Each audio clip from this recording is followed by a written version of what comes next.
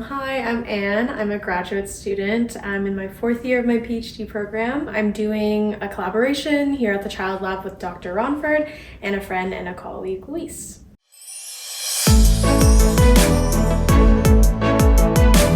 So today I have a series of studies. I have two studies that are based in music perception and extend some of the work that my colleague Luis has been doing on how children think about the effect of arousal on performance. Dr. Ronford and I went back and forth with a bunch of different ideas for this project, but I just really appreciated that he was willing to do something with music, which is my main interest for research. So basically the idea was born out of this curiosity for me, how we develop the agency to choose music to help us get ready for certain tasks. So there's this literature in adult work that shows that adults on an everyday basis use music to regulate their emotions or to get them ready for something. And on the other side, in early childhood and infancy, caregivers often sing to their children or use music to regulate their child's arousal. And for me, I wanted to kind of look at the middle ground. So specifically here, we're testing whether 5 and 8-year-olds and adults are able to kind of think that listening to music changes the way that they feel, and whether they can select music to optimize their performance in a physical versus a cognitive task.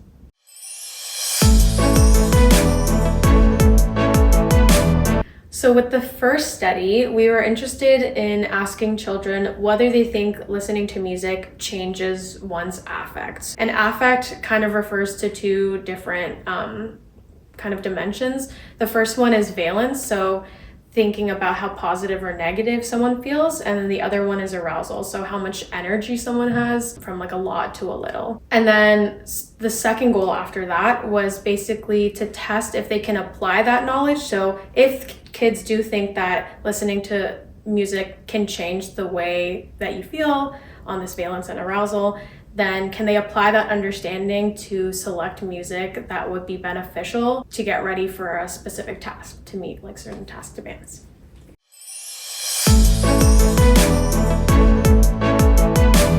So for our first study, we were basically asking kids to listen to short clips of instrumental music and rate how positive or negative and how much energy a character would have after listening to that piece of music. Previous studies have done similar things before, but they used stimuli that weren't experimentally controlled. So in this study, we created these short clips of instrumental guitar music that varied basically on two different dimensions that map onto valence and arousal. So as a cue for valence, or how positive or negative something is, we changed the mode of the song, which just basically means if it was major or happy sounding, or minor, which is typically sad sounding. And then we also varied the tempo, so that's how fast or slow a song is, with faster songs kind of cueing higher arousal and slower songs cueing lower arousal. So what came about was kind of this quadrant of 4 different types of songs,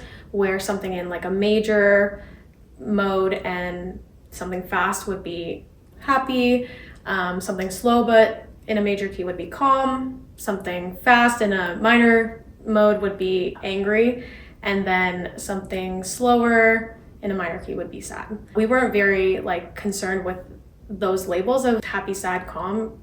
We didn't really test for that, but those are kind of how it's often perceived, at least in Western music. We presented participants with a neutral feeling character and then played them the 20-second song clip, and they were asked to rate the character's valence on a scale from very good to very bad, and then their arousal on a scale from very low in energy to very high in energy.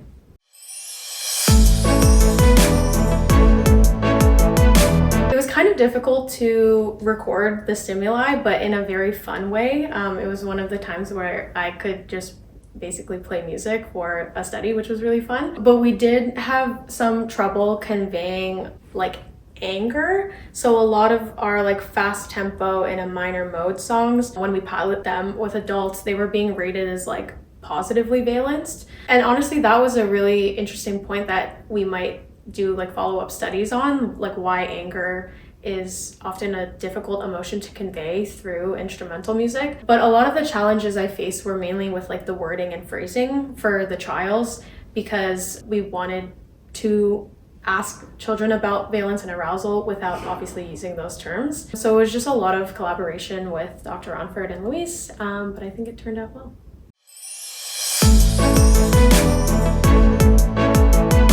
So with that first study, we found that regardless of age, all participants were able to identify changes in arousal specifically. So they were able to say that after listening to like a fast song, the character would feel like they had more energy, and vice versa. If they were listening to a slow song, they would feel less energetic. In terms of valence, this pattern was a little bit different. So 8-year-olds and adults were more able to say that hearing something in a major mode would help them feel more positive, and vice versa. Interestingly, and this is consistent with a lot of music perception work, the 5-year-olds really struggled to recognize how the mode might affect valence ratings, while 8-year-olds and adults were a little bit better at saying that listening to songs in a major mode would help them feel more positive, and vice versa. Previous literature in music perception shows that learning about keys and modes in one's musical culture often develops into later adulthood, like 9 or 10. So based off the results of the first study, we really wanted to hone in on the arousal aspect, since 5-year-olds really struggled with valence. So we just took the fast and slow songs and used those as stimuli, and we basically wanted to test whether children would be able to pick between those two songs to help optimize performance on 2 different types of tasks.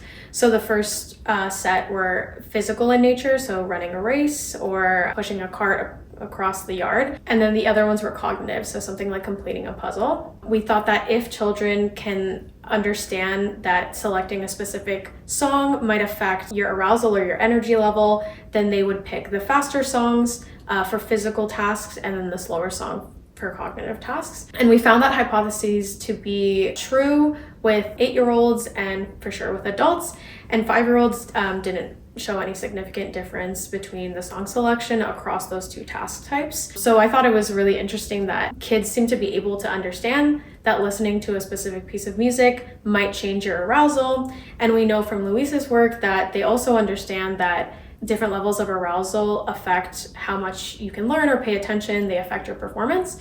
But for some reason in this study, in this task, putting those 2 pieces of knowledge together is a little bit complex or difficult for 5-year-olds. 8-year-olds are learning, and yeah, it becomes adult-like later on.